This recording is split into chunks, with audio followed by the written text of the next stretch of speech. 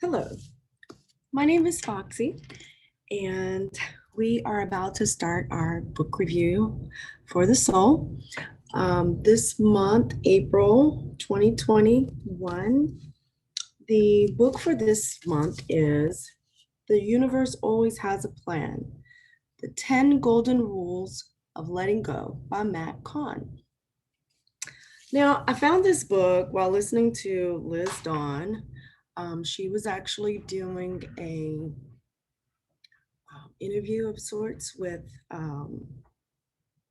Kira Schaefer. And so I was able to get the information on this book from that video. When I heard it, The Universe Always Has a Plan, it struck me as, oh my gosh, I've got to have everybody read this book. Because I'm always talking about how everything happens for a reason. There are no coincidences, no accidents, and every decision is a good decision, regardless of the outcome, because of the purpose of those outcomes. And that purpose is that we learn something from that. So I pulled a card for today from the shamanic medicine. And today's card was Journey, Imagination. And let's see if you can get the light a little bit. So to speak about what that card actually means, it says a new gateway has opened. You are invited to step into an unexplored world with a new perspective. Have faith, for journey will guide you safely and valiantly through unfamiliar territory. And I felt like that was very befitting because when we talk about doing things a different way, and some of the rules that are listed in this book, they are very unfamiliar to many people. Some of the concepts were even unfamiliar to me. However, there was some benefit, as always, to every book that we read. So to begin with, the first rule, well, let's go to the introduction, because I feel that every book that is written, all the parts are important. And that includes the introduction, the preface, the foreword, everything's important. I want to know everything about the book. So there are 10 golden rules. Number 1, you've done nothing wrong. Number 2, anyone who blames you isn't happy. Number 3, hardships can be fast-tracked through thankfulness. Number 4, feeling better helps everyone heal. Number 5, well-being is a signal that you are ready to embody your potential. Number 6, the universe always has a plan. Number 7, everything changes, but it can only change you for the better. Number 8, in order to be emotionally free, it's okay to dislike. Number 9, projecting anger drains your energy. And number 10, which many of us have said in many different ways, love is your liberator. So in the introduction, one of the statements that really stood out to me was when he said, it's a time of transformation or the dissolving of relationships or roles makes room for new experiences to be birthed. And then, no matter the circumstances you currently face, the solution to each question, concern, or existential crisis is letting go. As you let go into the grace of emotional freedom, you are finally able to feel so effortlessly connected at all times to the universe's plan for you. These are significant to me because in my world, what I deal with most often is sexual assault and other various abuses and violence. And so oftentimes the people who have had those experiences are dealing with the trauma, the depression, the anxiety, the flashbacks, all of the different symptoms that manifest in the body, like high blood pressure, depression, anxiety, GI upset, like ulcers, um, constipation, diarrhea, irritable bowel syndrome, diabetes, cancers, headaches. There's so many different ways that trauma manifests itself in the body, in the mind, and in the soul. And one of the things that I am often heard saying, people often hear me say, let that shit go. And I mean it in the best and most positive way that I can say it, because a lot of times we just got to let that shit go. Whether it's holding back tears or holding back our emotions or holding up walls that we're using as protective mechanisms, we have to learn to let that shit go. We have to learn to be in a place where we can feel free to feel. We can feel free to have those emotions. We can feel free to cry. And it's not so much about someone else making us feel safe to do those things as it is about us making us feel safe to do those things. Um, and so Matt Kahn delves into that in a big way on ways that we internalize the things that are most important to us. And part of that is taking responsibility for our own healing. So I'm going to check and see if I have missed anybody out there. No? Okay. So, on golden rule number 1. And although this is set for like 2 hours, if I finish ahead of time, I'm going to end this. I'm not just going to sit here with empty space. If you have any questions or comments after watching this video, feel free to email me at contact@ispeakfoxy.com. And that's CONTACT at the ISPEAKFOXYE.com. So the first rule is you've done nothing wrong. And in this story, he talks about how he wanted to go and live on the other side of the United States to write and, just fulfill his spiritual journey, his purpose, the things that were being called upon him to do. And he had become so used to being a people pleaser, with his mother being the most important person that he tried to please, that instead of being honest about a situation, he felt like what he was doing was wrong. He felt like moving across there or doing something that didn't get his mother's approval was wrong. And he said, so I made many promises to call and visit her. In order to keep the approval I had spent my childhood relying on for validation, safety, and comfort. And so with that being said,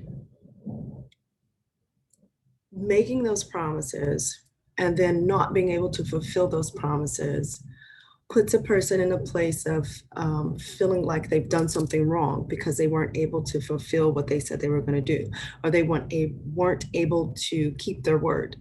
And so then you begin to blame yourself. You begin to feel regret and guilt and all of those other negative emotions that only drain your energy. He said, the universe doesn't require you to spin your wheels trying to apologize for a past that played out exactly as it was meant to be. You've done nothing wrong, and neither has the other person. Now, one of those caveats is that everybody says, well, they violated my privacy, or they violated this, or they violated that. This was done and it was against the law. I understand all of that in more ways than you can imagine. However, everything that happens plays out just as it is supposed to happen. Even if that means that action results in someone being harmed, unfortunately, or going to jail, it happens the way it's supposed to happen. For example, when I was a teenager, I was sexually assaulted by my stepfather. And I have a choice at this point in my life. Um, and this point being a point where I've gone through many, many, many years of focusing on healing and understanding those moments in my life. Um, I have spent many years going through that. And so, hold on just a moment. Okay, so I had spent many years going through every single belief I've had, every single thought, and evaluating those thoughts for what they were, what their origins were, um, how they affected my behaviors, how they affected my emotions, how they affected the choices that I made in life. So I've gone through many, many, many different things to get to this point. So at this point in my life, I have been able to look back on those moments, the moments of sexual assault, the moments of um, shame, the moments of being ostracized, of being told that I wasn't welcome into this event or welcome into this space because of what had happened to me. So I've gone through all of those things and looking back on those experiences. And now I'm able to say, I did nothing wrong, and neither did the other person. Because had those moments not happened, I wouldn't be here today to speak to you or to speak to anyone in a way that helps them facilitate healing from these same types of traumatic experiences. So I have learned to be grateful for those experiences that many would deem are negative or unwanted. Um, but in so doing, I have to constantly remind myself, you've done nothing wrong, and neither has the other person. That last part is the part that's like, okay, whatever, Foxy, whatever, Matt. We'll get to that when we get to it. It takes a little bit of process to get there.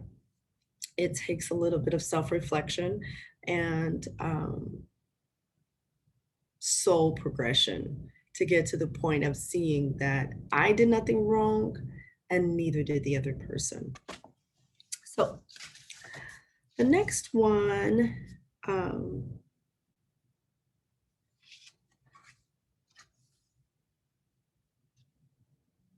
it is impossible to see what is right in your reality if you spend time focusing on the things that you've done wrong. So it's you're blinding yourself by focusing on everything that you've done wrong or anything that you've done wrong, or even categorizing them as things that you've done wrong. So moving on to one of the main things that he talks about in this area of you've done nothing wrong is self-compassion. And here, where'd it go? Self-compassion is when you are that attentive to yourself. And before that, he says, have you ever in the midst of stress or turmoil encountered a fresh breath of kind and attentive customer service where someone just went a little bit out of their way to make sure that you were comfortable, served, and cared for? Self-compassion is when you are that attentive to yourself.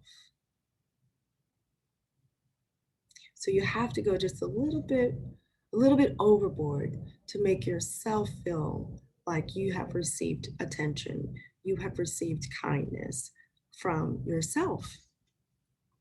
Self-compassion begins with accepting that you don't have to necessarily know exactly what's right about every moment in your life, but beginning with golden rule number 1, you certainly know that you've done nothing wrong. I love that. So in this book, he also gives mantras and exercises to help you with each golden rule.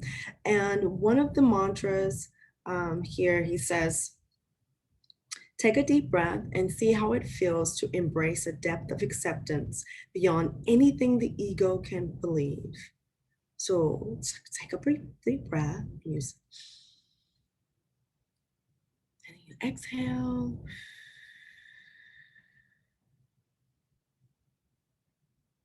And as you exhale, just feel a sense of calm coming over your body. And if it takes a little more inhalations and exhalations, that's perfectly fine.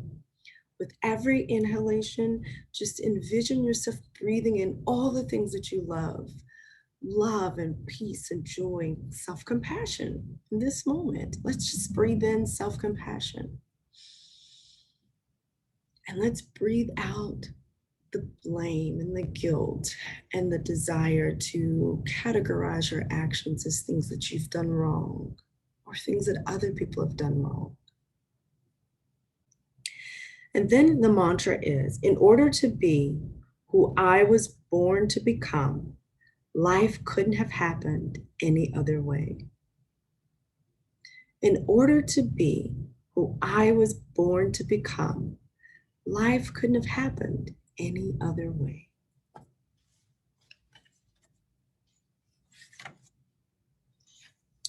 Now, let's move to golden rule number 2. Anyone who blames you isn't happy. Now, at first thought, you want to say, well, that's very judgmental because how do we know they're not happy? They could just be blaming you because it was your fault. Well, it can't be my fault if golden rule number 1 is correct, which I've done nothing wrong. So anyone who blames you isn't happy. And in here, he talked about, what was that? This friend that he went in town and he went to go see these people that he had known. And one of his friends didn't know that he was coming into town and felt like they had been left out because they didn't know ahead of time. And so instead of just openly saying, hey, I feel sad because I didn't know that you were going to be in town. The person said, oh, it looks like you've put on some weight. And so Matt responds by saying, yeah, I have. And it goes on, and she finally says, I've really missed you. And he said, thank you. It really feels nice to be missed, which is totally different from what we are conditioned to say or how to respond. Because if someone says, I missed you, then the proper response is, I missed you too.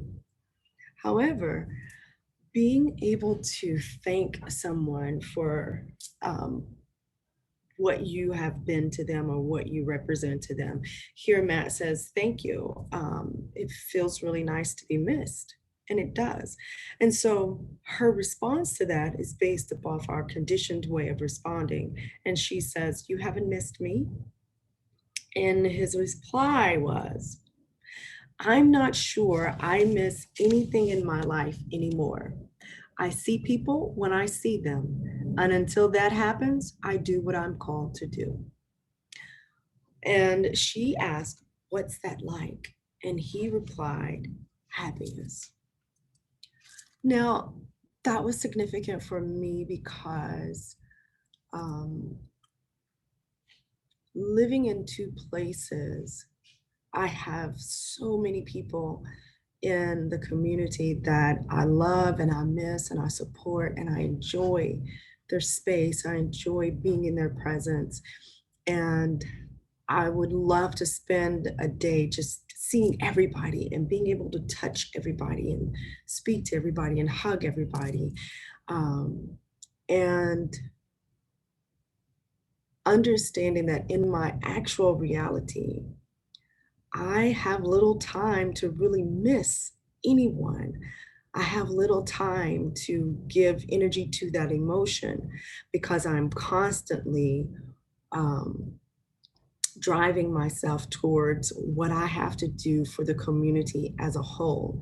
And that community being the world as we know it today, the world as it was known yesterday, and the world as it will be known in the future. My purpose is to spread healing and facilitate healing from the trauma of sexual assault, especially in the community of women. And so my thought process, my reading, my studying, my meditations are concentrated on healing those things within myself so that I'm able to help facilitate healing in others. And so, in doing that, um, the space that's allotted for missing someone is just not there. Um, when you're in the present, in the moment, it's difficult to miss someone because in order to miss someone, you have to go back into the past and you have to go back to what you felt when you were last in that person's presence. You have to go back and say, I felt joy or I felt happiness in that moment. And then you have to go to the future and say, I may never feel that again. Oh my gosh, I'm going to miss feeling that from this person. Then when you get to that person, you're so caught up in missing that person that you cannot even enjoy the present moment because in the present moment, I'm worried about in the future, when I'm no longer in this person's presence, that I'm going to miss them again. And it ruins the whole time that you're spending with that person because you're in the future and not enjoying the present. In the present, enjoy those moments. Enjoy looking at that person, what they feel like, what their skin feels like, what it feels like to hold that person's hand, what their voice sounds like, how they pronounce words, how they enunciate words, um, how they look when they're happy, how their face twitches when they're disgusted, how they walk, how they sit, how they stand, the things that are important to them, what makes them light up, what makes them feel sad. Enjoy those things in that person so that you engrave a memory because we are only one moment, 1 second from that person or from you or for any person being in transition from physical to spiritual. So enjoy those moments, engrave those memories. Um, I think that's one of the most important things is that anyone who blames you isn't happy. So in order to miss someone, I have to blame them for my happiness. You're not here, so I have to miss you. And in missing you, I'm sad. It's not always true. Um, so the next one is unpacking happiness, doorways to greater happiness. Okay. Those who are happy are the most willing to forgive. Therefore, it is the cultivation of forgiveness that allows you to recognize, feel, and demonstrate the happiness that is always within you. When you abide in the truth of forgiveness, you are saying from your soul to another.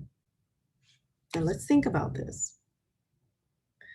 When you abide in the truth of forgiveness, you are saying from your soul to another, what you did is not okay, but I don't blame you. What you did is not okay, but I don't blame you. From the viewpoint of a loving universe, people only act the way they do, blaming you, even mistreating you, to show you how unhappy they truly are. Since forgiveness is the cornerstone of happiness, is a cornerstone of happiness, The forgiveness you offer another helps energetically break cycles of abuse in both lives. I'll read that again. From the viewpoint of a loving universe, people only act the way they do, blaming you, even mistreating you, to show you how unhappy they truly are. Since forgiveness is a cornerstone of happiness, the forgiveness you offer another helps energetically break cycles of abuse in both lives. As a result, it serves to usher in greater happiness for the forgiver and blessings of emotional healing for the person being forgiven. Many times people do not know that they are, or do not recognize that they're unhappy. However, when you are mean or abusive to another person, it is because you yourself are unhappy. Now, forgiveness is not a way of justifying cruel behavior, as Kahn said. Forgiveness is not, it's not of saying, oh, go out there and murder someone so I can practice forgiveness, or do something to my child so I can practice forgiveness. The act of forgiveness is allowing yourself to be free of the negative emotions that are attached to that moment. I'll use my sexual assault as an example again, for continuity. Forgiveness, the essence of forgiveness is not to justify the cruel behavior that he exhibited. It is not to say that his actions were okay or acceptable. Forgiveness in the essence of this is to understand, or to seek to understand, the bird's eye view, the overall view of your life, and how this moment has played a part in creating you to be the person that you are, or the person that you needed to be. In sexual assault, one of the most difficult aspects of it is that there are many people who have not had the experience of sexual assault who are in the position to help those who have been sexually assaulted. Likewise, there are also many people who have had that experience, have buried those emotions, and are now making efforts to help other people through that process of healing. So when you have someone who is recovering or recently experiencing or has experienced sexual assault in any way, whether that is firsthand or secondhand, vicarious trauma, however it is, any connection to sexual assault, it is much easier for someone who has experienced sexual assault to speak to those who have experienced sexual assault, because there's a certain familiarity with the energy that is created in the body. There's a familiarity with the perspective that is created after experiencing sexual assault. So, although this act of forgiveness does not justify that cruel behavior, I have an understanding that because of experiencing that cruel behavior, I am able to be the person I need to be to help other people through this experience of sexual assault, domestic violence, or interpersonal violence, and mental abuse. That being said, I'm also able to look at those who perpetrated those experiences and say, I forgive you. I release the emotions that are attached to that moment. I release the anger and the shame and the guilt and the self blame for that moment because I understand that it was necessary. I understand the good things that came out of it. Um, I understand the benefit to the overall plan of the universe. And for some, universe may be better understood as the overall plan of God, your spiritual purpose for being here, having this human experience. So, um, the next golden rule is number 3. Hardships can be fast tracked through thankfulness, which kind of goes with number 2, which is the anyone who blames you isn't happy, which kind of talks about forgiveness, forgiving those people, because you have to understand that in order for them to do those things, they are unhappy. They're expressing their unhappiness by abusing someone else.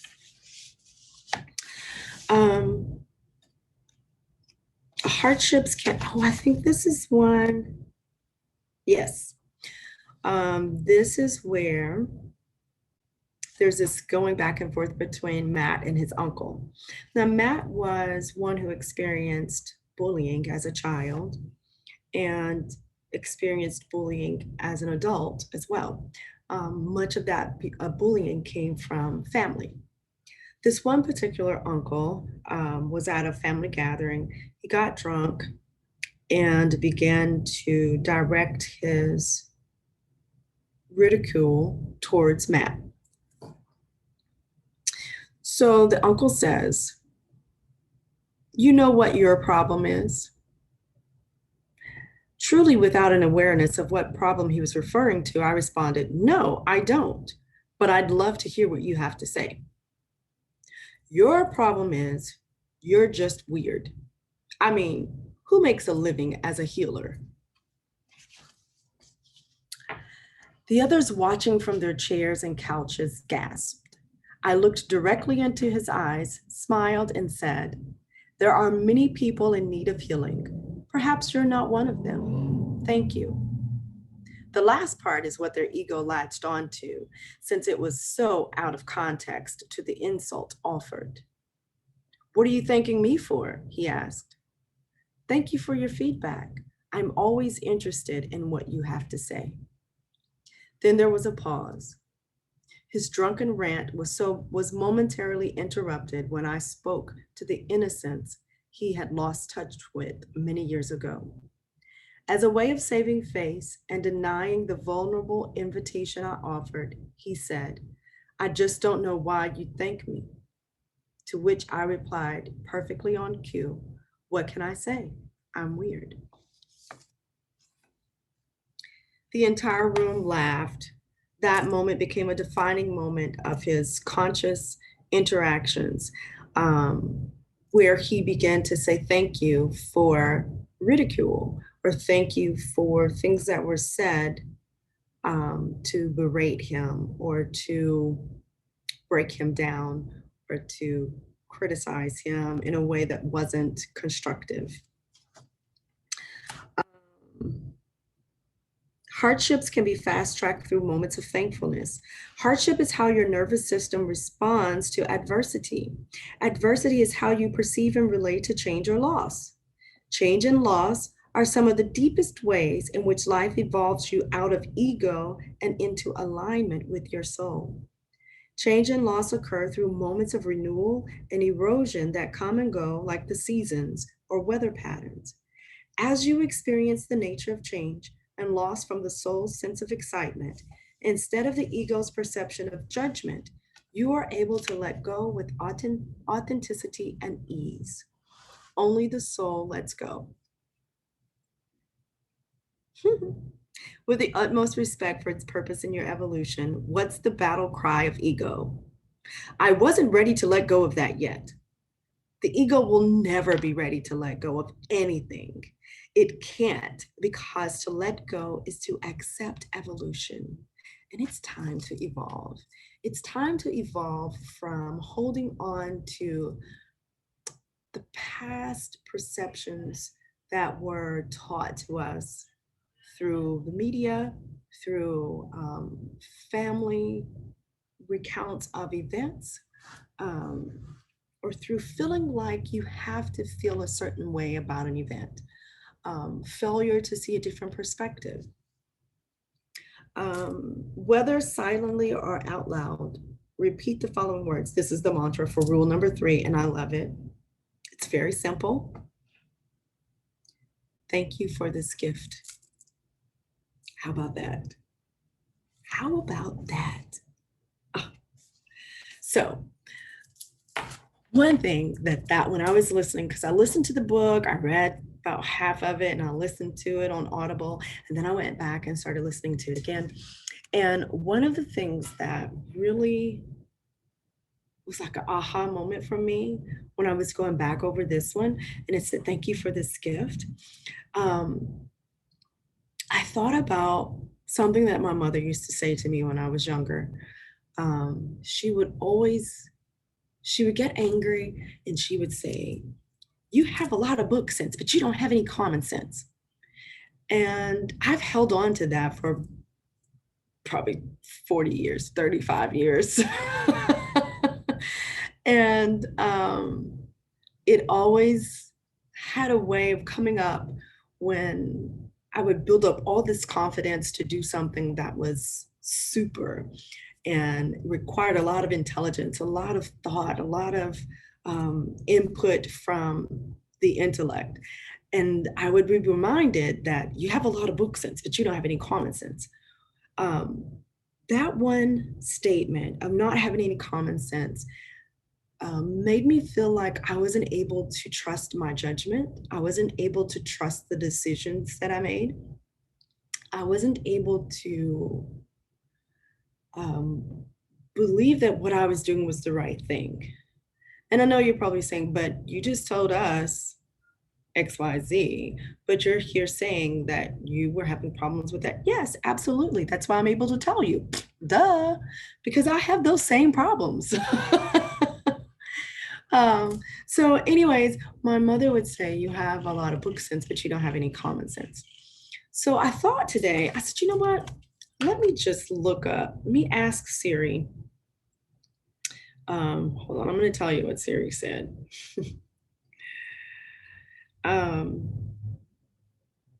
said, where did it go? Let's see. I said, hey, Siri, what is common sense? Common sense is sound, practical judgment concerning everyday matters, or a basic ability to perceive, understand, and judge in a manner that is shared by nearly all people. Thank you. So after I heard that, it was the last part of it that really got me. It said, in a way that is shared by all people. I'm not all people. I'm Foxy. And I refuse to believe and judge and perceive things as all people do. So, no, I don't have any common sense because the way that I perceive the world, the way that I perceive my experiences is not like all people. It's not like most people. It's very unique.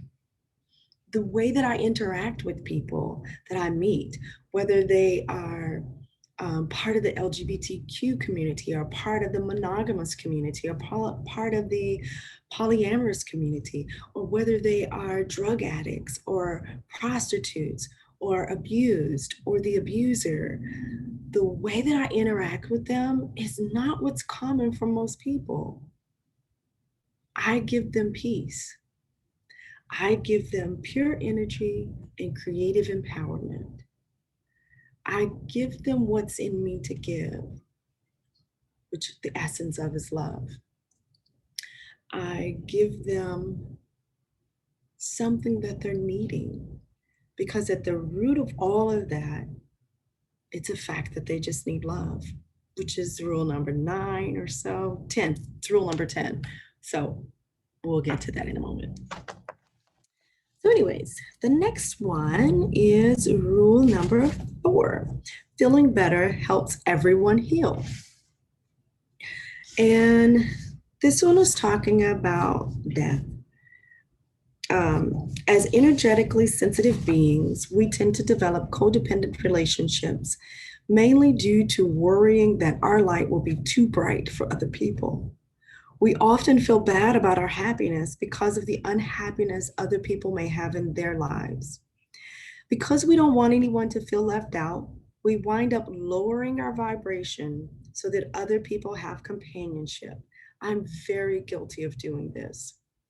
Um, my light is often so bright that it outshines other people. And in order to make people feel, in my perspective, in order to make people feel more, or in order to make people feel less alone, I will lower my vibration or lower my light so that theirs can shine brighter. That is not benefiting either one of us. Feeling better helps everyone heal. So if my light continues to shine bright, it gives them something to reach for. It helps to cover them until their vibration is raised. It's called entrainment. I think that's what Dr. David Hawkins called it. When you are around someone and you begin to raise to their vibration, you begin to feel better. You begin to heal faster because you're around this certain person who transmit all of this loving energy of peace and love and joy. So feeling better helps everyone heal. We should never dim our light to help someone else's light shine. Your light is bright for a reason. The mantra for rule number 4 is my happiness is a service to all, including me. That's what we often leave out as ourselves. My happiness is a service to all, including me. Then, rule number 5. Well-being is a signal that you are ready to embody your potential. And by the way, I am at a hotel and they're cleaning rooms outside. So if you hear this clanking and stuff, it's not the ghosts who are out, it's actually ladies who are cleaning. Let's see. This was when he was talking about being at a church service and he heard this song, Do You Hear What I Hear? And he became so full of emotions of joy and love that the tears wanted to come. Instead of allowing them to come, he held them back. He ran outside and he had this emotional outburst that was less intense than it was within the church space.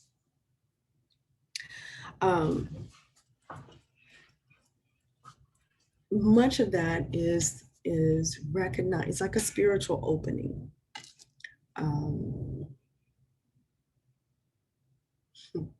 Yeah, it's like a spiritual opening. No matter the reason, you've been called inward to uncover your unique space, your unique place in the universe. It is regular discovery. It is the regular discovery of well-being that awakens life's highest potential, no matter the circumstances or stresses that fill your life. The more often you recognize the presence of well-being within you, you are saying to the universe, I am aware of what is already right, perfect, and whole inside of me. Just think about that. Are you really aware of everything that's right, perfect, and whole inside of you? Are you willing to be aware of that? Are you willing to acknowledge that there's something perfect inside of you?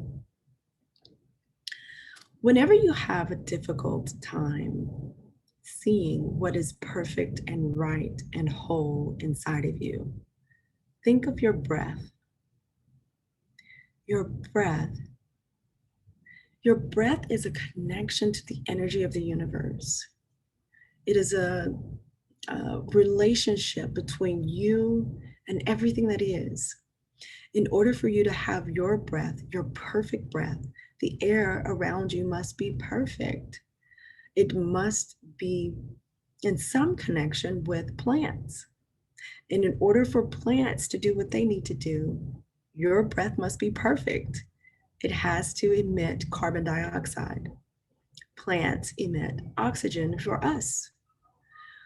Whenever I started this book review, I sat and took deep breaths. And whenever I'm talking to people who have experienced trauma, I often tell them to do the same. You sit, you take a deep breath, you breathe in to the count of 5, you hold it to the count of 3, and you exhale to the count of 7. And the purpose of that is because the breath that you breathe not only expands your lungs and spreads oxygen to every cell in your body, it gives life to your body, it gives life to your existence. Breath also helps to trigger your parasympathetic nervous system. So when you inhale and then you exhale for longer than you inhaled, you are telling your body it's okay to relax. It's okay to calm down. We're in a safe space. And you create a sense of well being in your body. Breathing is something that we often forget about when we get into a stressful situation. Our breathing becomes very shallow. If you ever see someone who's having an asthma attack, their breath is very important to them. And because it's so difficult and because it's such a stressful situation, their breath becomes shallow. And instead of inhaling, they're like, and it becomes really shallow. Well, that decreases oxygen to your cells, which is why oftentimes they will pass out or faint. When we're in a stressful situation, if we fail to breathe, if we fail to invite the light and love of the universe into our bodies, into our cells, we are depleting ourselves of light, love, and life. We have to breathe. It doesn't take very long. Just take a deep breath and hold it and exhale.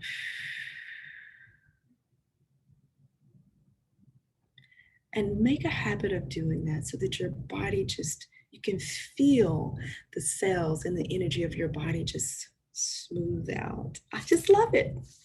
I love doing breath work. You can hype yourself up, like when you're at the football game, it's like, oh, let's go, let's go, let's go. And everybody gets excited, they get pumped up and they're energetic. You can do the same thing to calm yourself, especially in anxious moments. You can do the same thing to calm yourself in depressed moments, to boost your energy. Well-being is a signal that you are ready to embody your potential. A sense of well-being is like, yes, I'm ready. I'm ready to receive all of my potential. I'm ready to make space for all the positive things that I want by breathing in and displacing the negative energy of depression, anxiety, and trauma, and everything else. So the next one, the mantra for rule number 5, my breath is the living presence of well-being. The more mindfully I breathe, the more alive I feel. It's very, very true. Now, rule number 6. Let me take one moment here.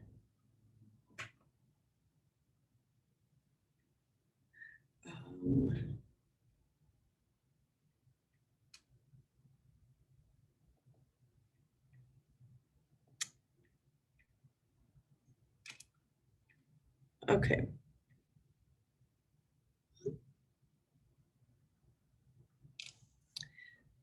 Number 6. Okay, let me just show it to you. Isn't that amazing? The universe always has a plan.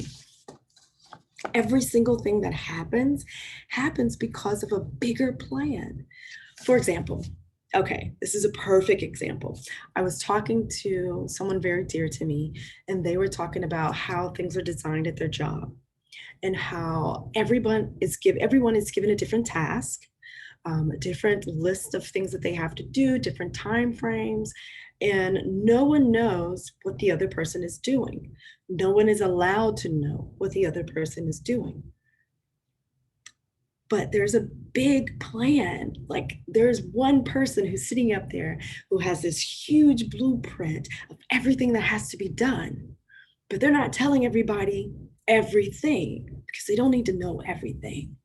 They tell this person, hey, I need you to go stack 6 bricks. And this person, hey, I need you to go bring 5 2x4s. And this person, I need you to go bring a measuring tape. I need you to get nails. And everyone's doing an individual task. They don't see the big, beautiful building that they're going to build until it's already built. So many times the universe gives us small tasks because every single person in the universe has their own different set of tasks to do. So the universe gives us our own set of tasks because the big plan is that every single person is an intricate part of this overall picture of what is next to come, of what the energy field of the universe is supposed to become. For example, in my world, that energy field is healing of the trauma of sexual assault for my generation and every generation of women who came before me and had that experience. And it's consequentially, every generation of women after me who may have that experience. That is what I'm here to do. But I have this one small space in the overall scheme of the universe. I have this one small set of tasks to do. And although they may seem like, oh my God, this is a lot of stuff, it's so small compared to the overall plan.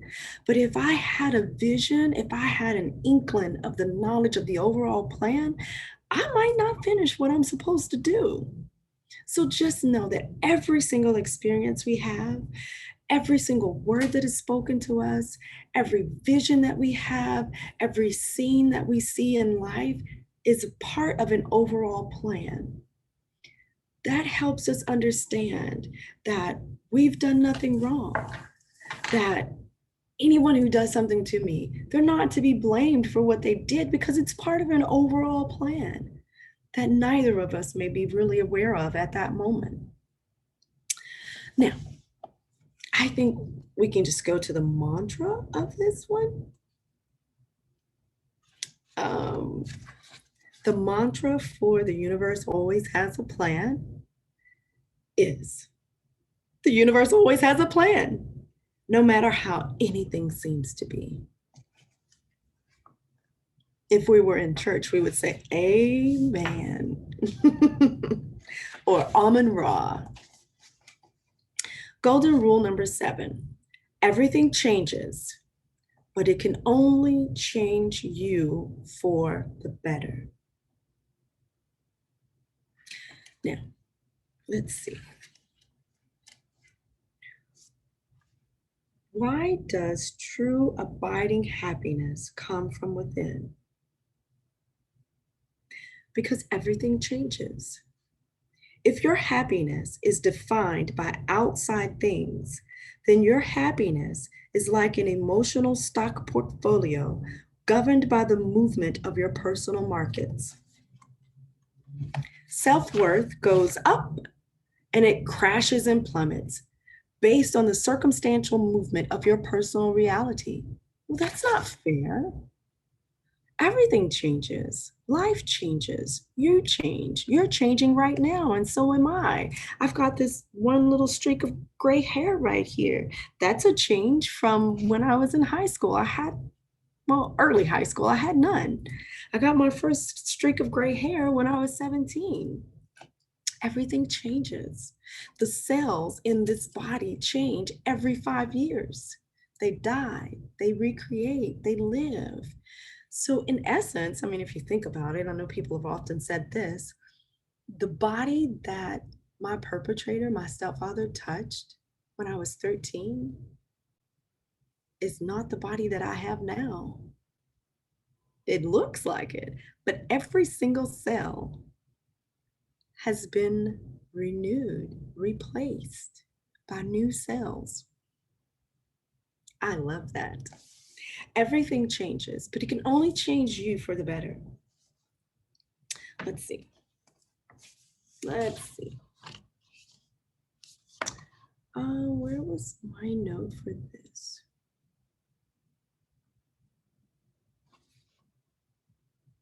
Okay. While life conspires to always change from one form to another, the law of reality is that anything and everything can change you for the better, can only change you for the better. It may not change your circumstances into better circumstances, but it's always guaranteed to change you into a better version of yourself. This is evolution's timeless guarantee. While circumstances don't always immediately improve, you always get better. When you really internalize this rule, you become a conscious participant in life. That's when you start to really accept the deeper invitations into the heart of surrender. Surrender is not sitting on the couch waiting for life to do it for you. Surrender is facing what you encounter, opening up, receiving what is given, and knowing it will only make you better because that is life's only option. You can't go backward. So I can't go back to when I was 13. You can only stay exactly where you're at until you are ready to step forward into the destiny of your true glory and greatness. Best of all, you don't have to wonder what series of events you might need in order to become this highest you. All you need is to be willing to stay the course by letting go and loving yourself through each twist and turn. See each experience, each event, each reality, each perceptive as a way of making you better. It's going to ignite something in you. It's going to acknowledge something that is in your soul. It's going to awaken you to things that you need to love. Everything changes, but it can only change you for the better.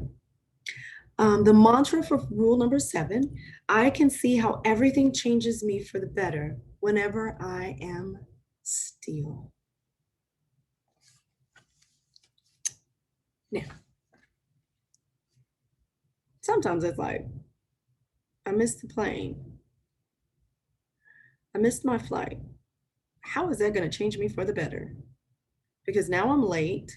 Now I have to rearrange my entire schedule. Now I have to do this, and this.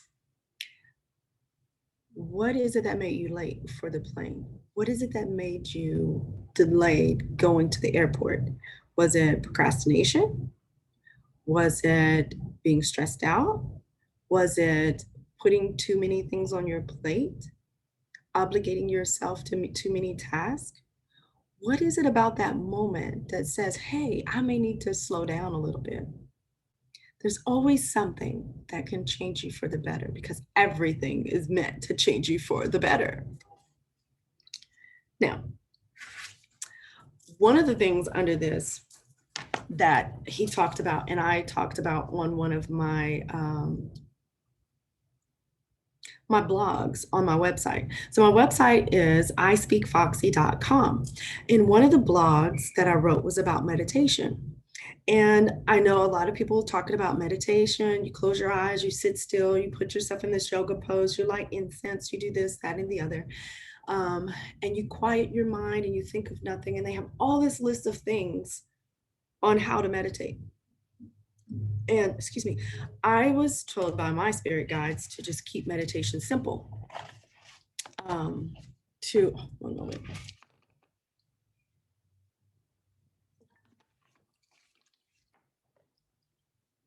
Do what was necessary to hear me, to use that moment to spend time with me, to feel what the universe is doing to enliven me, to bring life to me.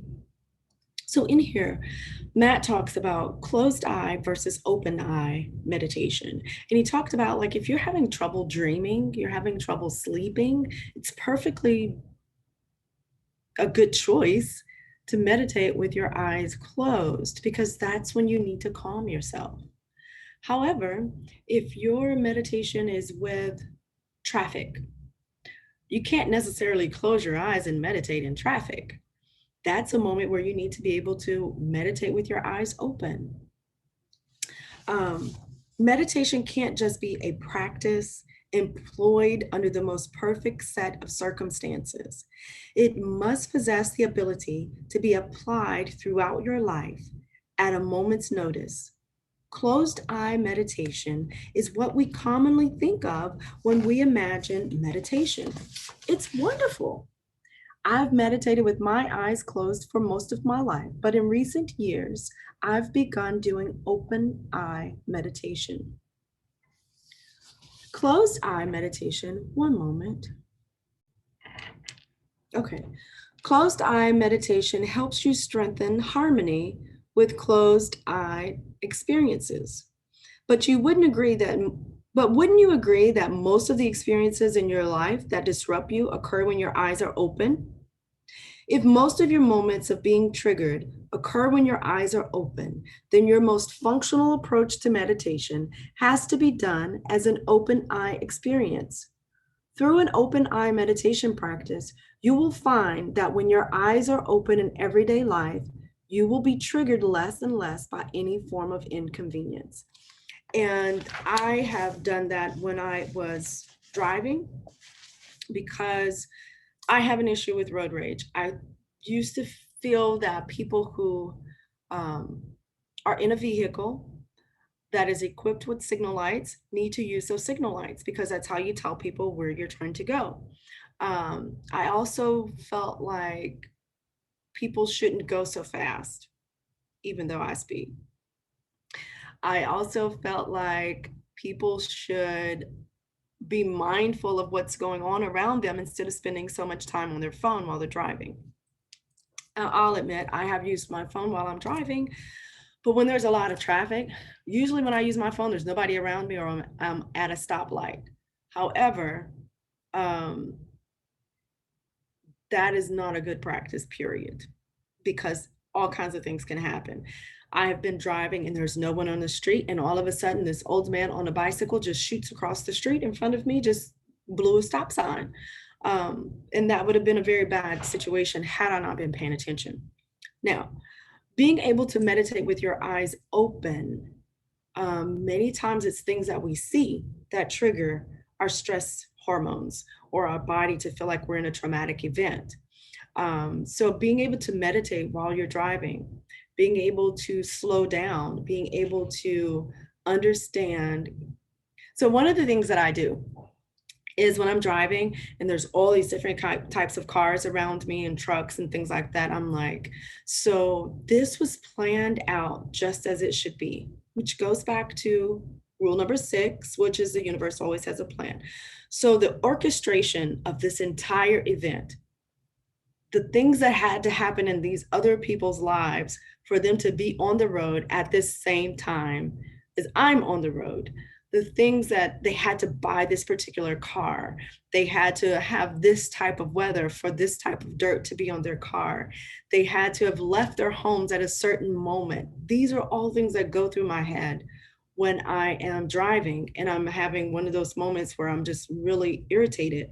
I think about all the different steps, all those different slips of tasks that were sent out to each person so that the overall plan of having this moment could be possible. And in doing that, by the time you do that, you just kind of slow down and begin to flow with the rhythm of the traffic. You begin to flow with the rhythm of everything that's going around. It reminds me of being in band when we would practice, everyone is practicing the same notes. And there's always some clarinet or some other instrument that hits that scratches a reed and it's like a instead of the smooth tones. There's always someone who just through traffic. But even that is planned. Even that has a purpose of making you more aware of things around you, of your surroundings. The last thing that Matt says under this rule is you are never being punished by life, and your manifestation skills aren't broken. You are simply seeing each moment through from start to finish, while becoming the embodied essence that attracted you to the beauty of this exact incarnation. I love that. The next one, and we're almost done, is golden rule number 8. In order to be emotionally free, it's okay to dislike. And one of the questions that I wrote on this was, what are some things that you dislike? Well, I dislike bodily fluids that come out of your nose and your mouth, whether that's in the form of vomit, spit, mucus. I dislike it all. I also dislike nasty snot rags laying around. I think that is very disgusting. On the same token, I dislike people who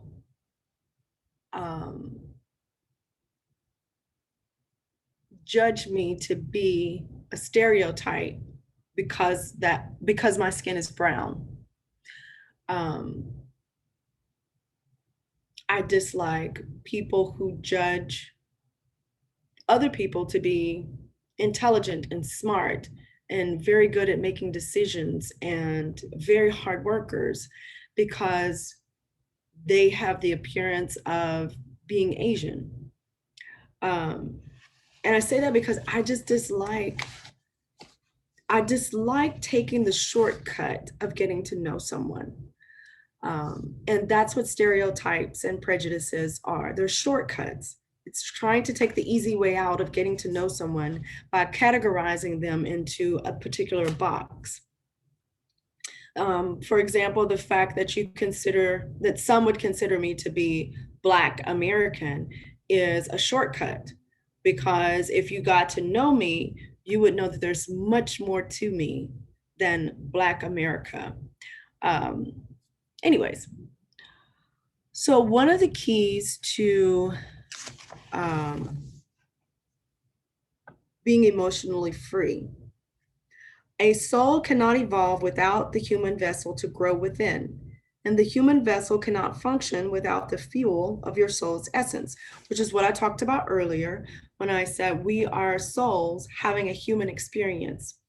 This body is what we've chosen to have that experience in and with. I'm gonna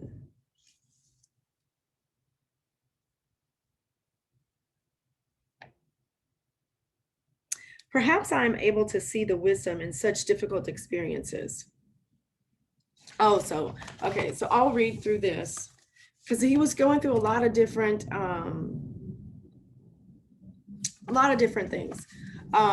While my spiritual growth has been birthed out of the difficulties I've been so blessed to face, it doesn't take away from the equally valid human experience woven throughout every trial, tribulation, breakdown, breakthrough, failure, and success.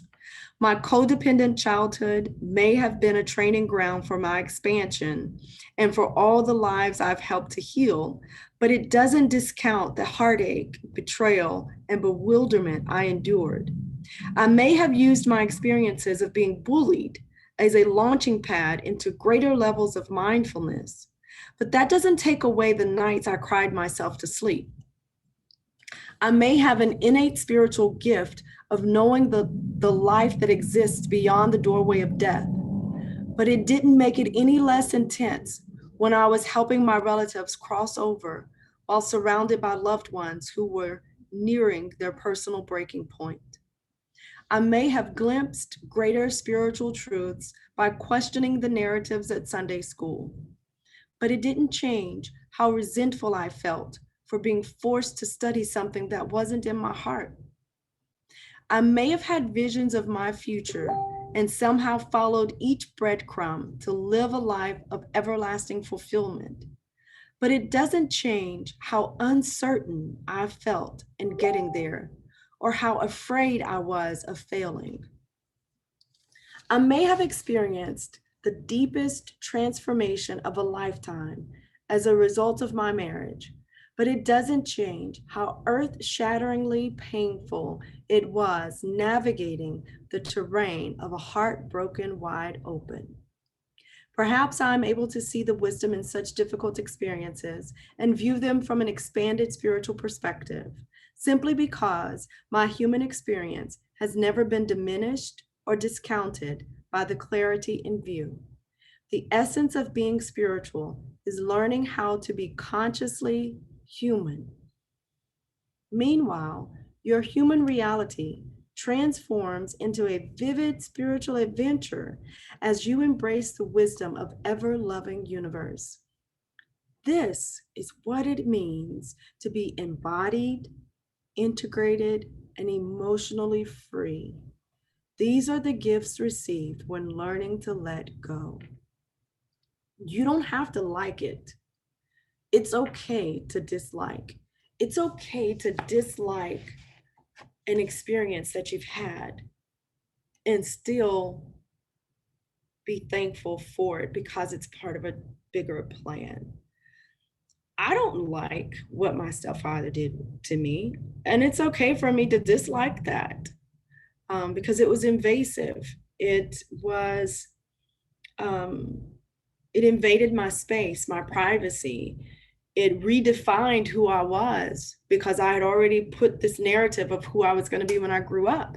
And it redefined that. I had to rediscover who I was. Um, so I disliked that experience, the shame and the guilt and all of that I felt. And that is okay. And I say that because it is very freeing to just feel how you feel.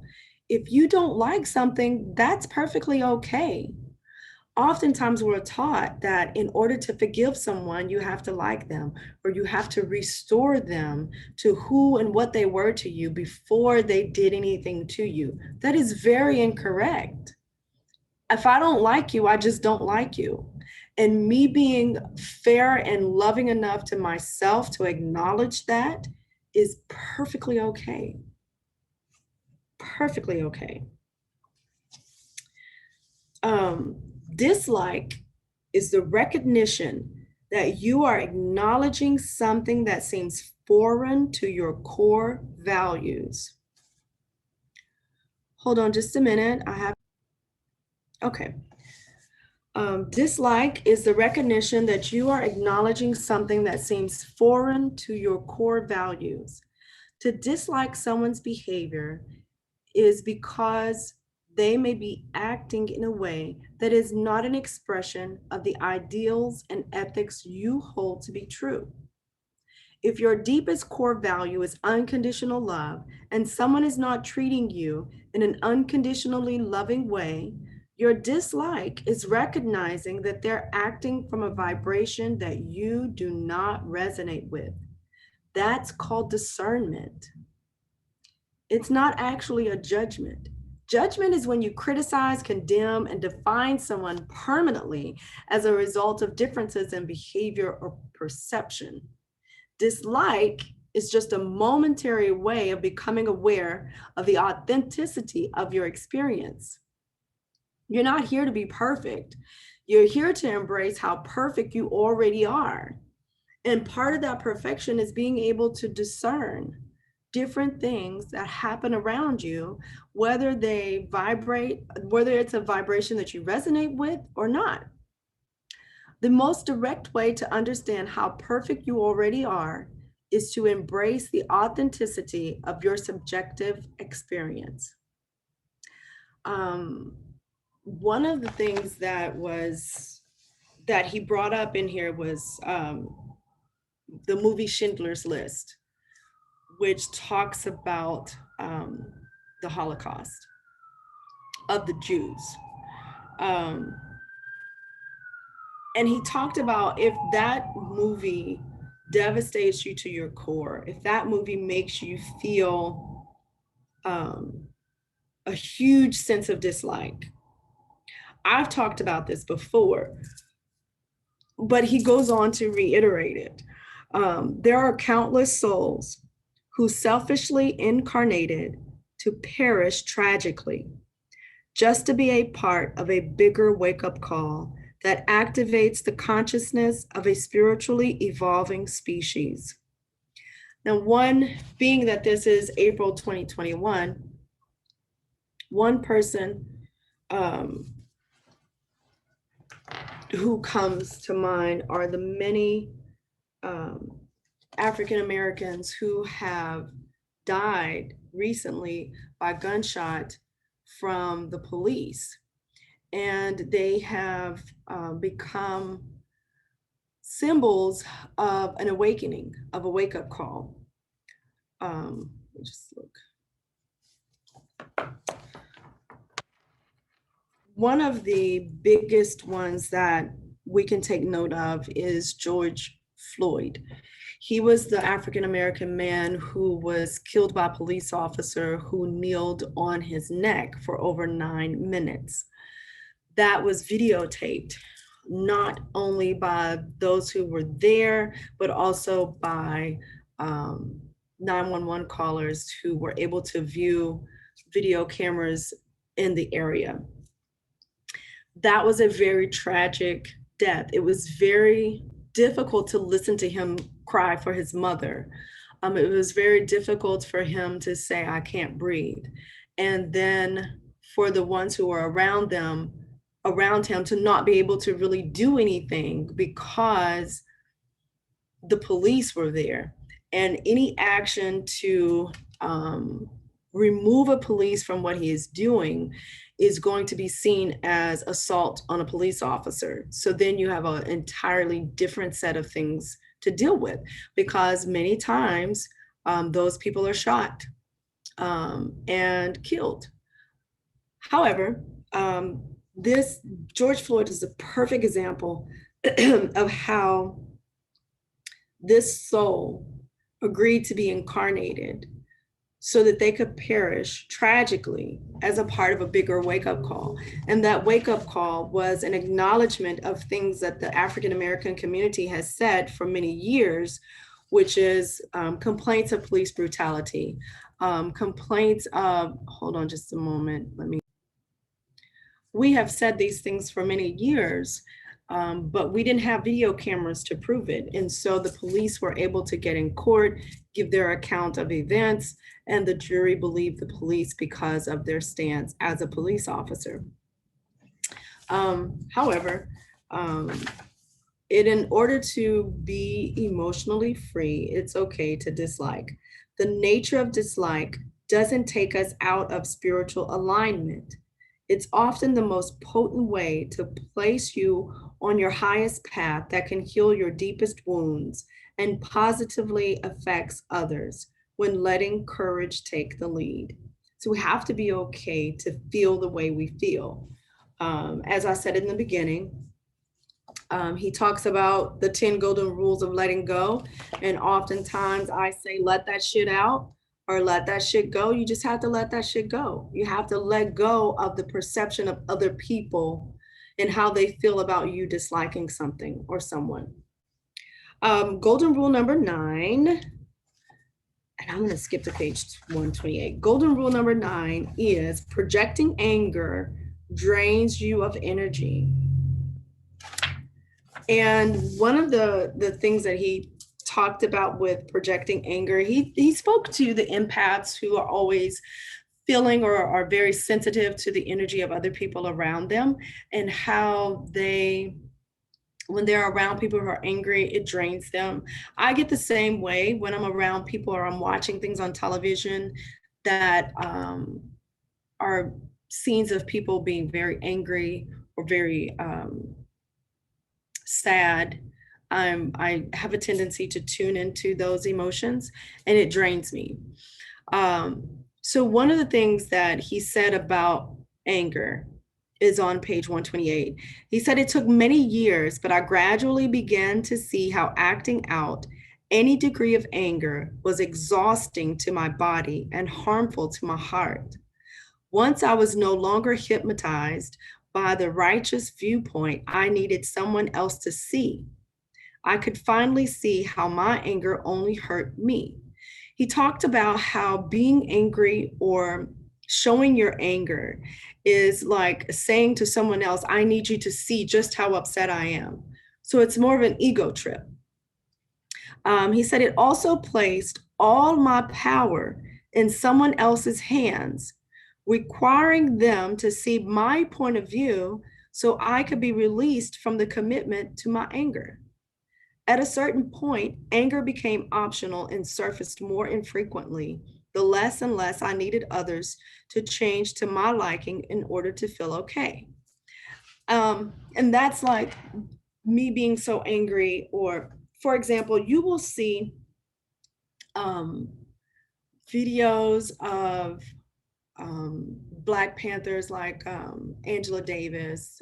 You will see videos of them having these conferences, even on the videos of like James Baldwin doing it was a talk show, and there were other people there who are white people, and they were asking him questions, and they were angry about his responses, but you'll see that he's very calm, um, because to be angry, to have an angry response to what someone else says to you, gives them the power. It gives them the power of saying, okay, you have to acknowledge how angry I am before I can no longer be angry. There's also a quote that says, he who angers you controls you, because if he can make you angry, or it elicits an energy of anger, you have to remain angry for that person to acknowledge that you're angry, for the anger to have been of any value.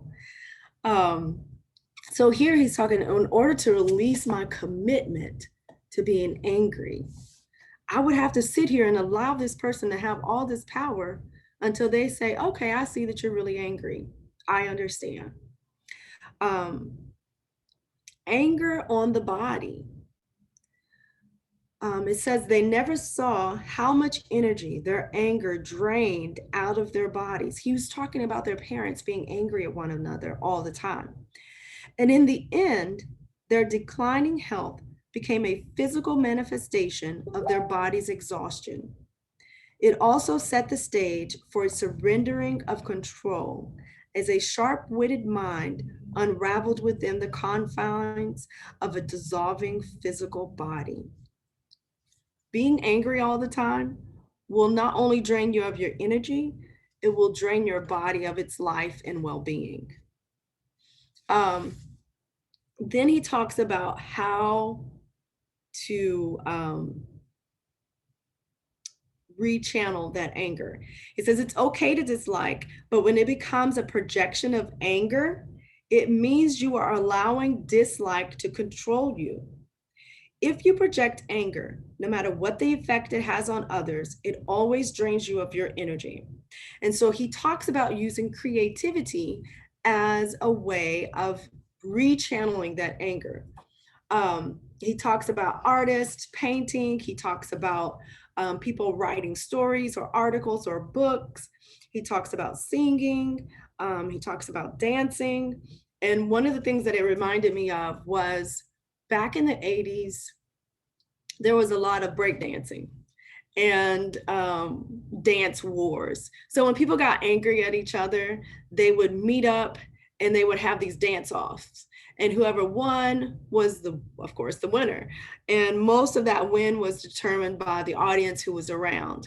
And we didn't know it then, and we probably most likely didn't perceive it as being a creative expression of anger.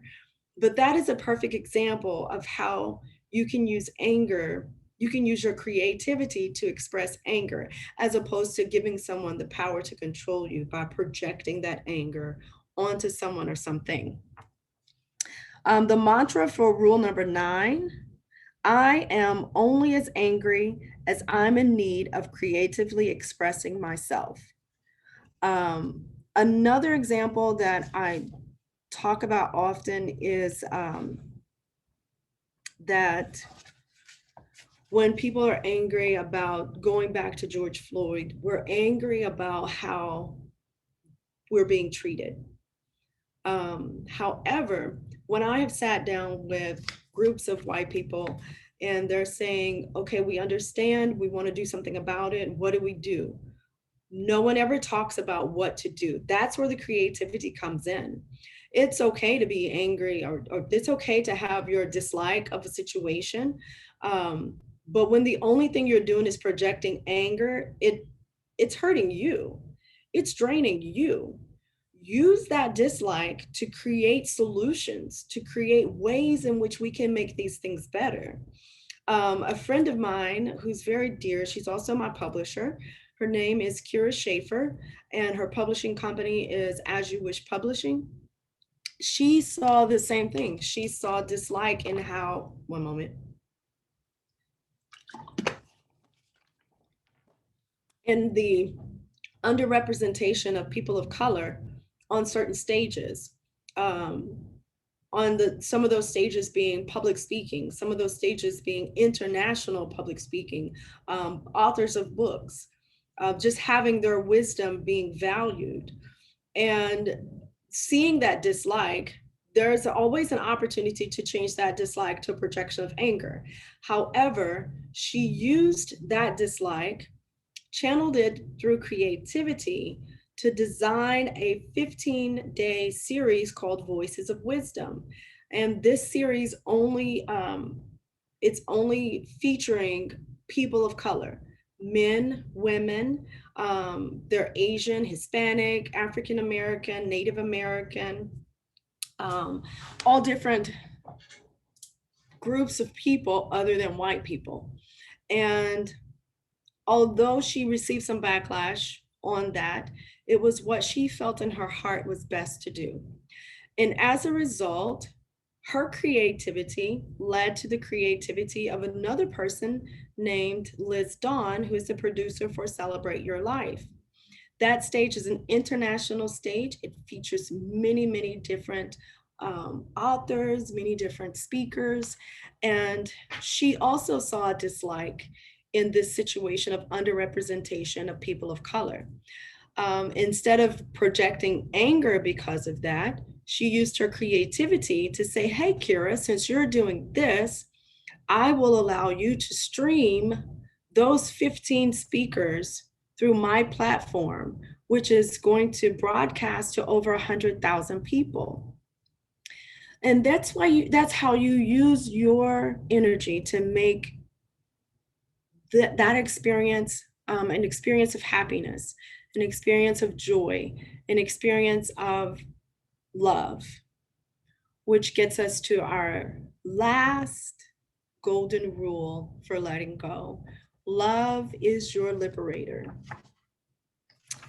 And we have talked about love in many different languages, in many different social contexts, in many different cultures. For everyone, they have their own definition or no definition of love. Some, you ask them what love is, and it's an emotion. Some, you ask what love is, it's a commitment. Some, you ask what love is, and it's their children or their fur babies. Everyone has a different perspective of what love is. I want to read a couple of these, well, a few of these paragraphs that he said about love.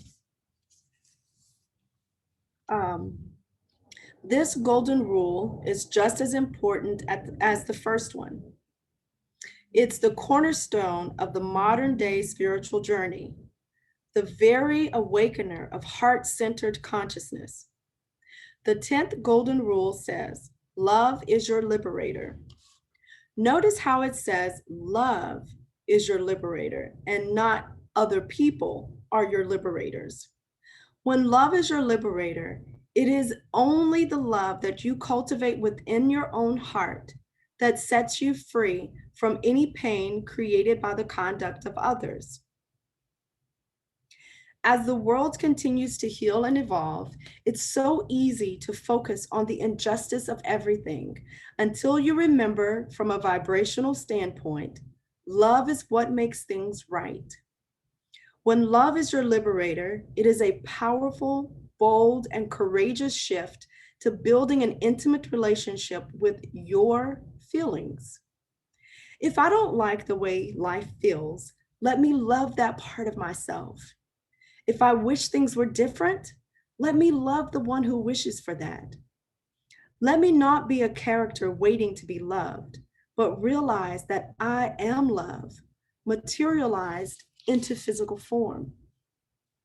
Any feeling of discord, anger, sadness, betrayal, heartbreak, hurt, abuse, abandonment, anything that dares to arise could only be begging for communion with the truth, beauty, and presence of your unconditional love. Feel into your heart, your body. What's begging for attention? Is it a memory? Is it a thought? Is it a fear? Is it a worry that time is running out? In golden rule number 10, we come upon a very important fork in the road, one that determines how much longer we spend in ego or how much time we spend communing as the soul. The question is, do I continue playing out the character who's been hurt, or do I love the hurt within me as the love that liberates all? Love begins with honesty. You have to be honest with yourself about your own pain. And you have to be honest about where you feel that pain, what that pain stems from, what are the roots of that pain. You have to be honest enough to acknowledge that pain so that you can love that part of you that is feeling that. The ego asks, why do I feel so sad? And the soul says, sadness is here to be loved. It changes your perspective. It changes it around from what is commonly thought of, which in essence means I have no common sense. I love that.